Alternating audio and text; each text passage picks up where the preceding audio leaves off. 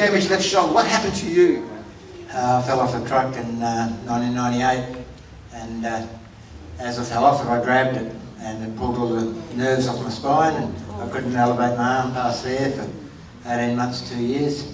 And John had some meetings in 2000 on the Sunshine Coast, and he had 4 nights of meetings, and I went out for prayer every night. And nothing happened the first 3 nights, except other people all around me got out of wheelchairs and got their ears unblocked and eyes opened.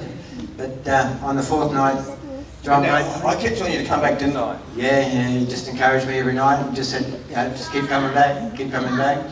And on the 4th night after he prayed for me, my arm went above my head. I was clapping my hands above my head, and I went concreting a couple of days later. Hadn't worked for 18 months, so... That's amazing. And just now also, you had a chainsaw injury, a horrific one, so bad they had to take you by helicopter to the hospital. And tell us about that miracle. Yeah, well, that was in 2004. I was helping a friend, and I went to give a friend a hand, but it got a bit literal.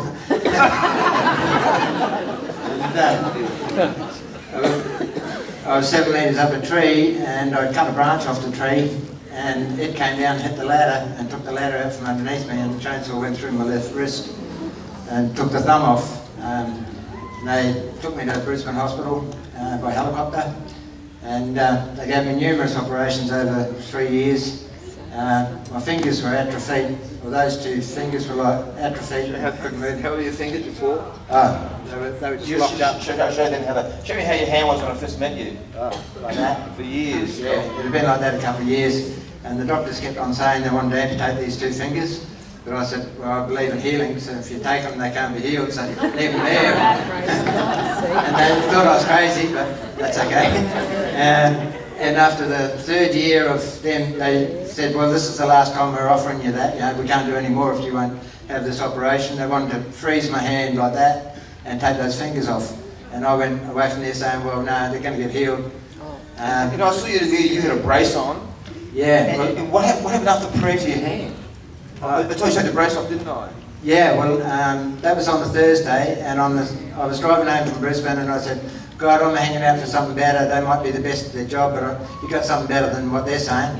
And on the Sunday night, John came back from overseas. He's been gone for years. And he saw me, and he says, oh, how's your shoulder? And I went, oh, it's great. But I had this plastic splint holding all this together. And he said, well, what have you done? I said, oh, chainsaws aren't much fun. And he says, I'll pray. And he prayed. I took the splint off. I never put it back on. And I went back driving a truck. You have to use those 2 fingers and that thumb all day to change gears. And you actually had lost the feeling of those and everything. Yeah, I had no feeling in the fingers at all. But now I've got just a little bit of no feeling at the tips, just on those 2 fingers. But I want to amputate and everything. It frees you.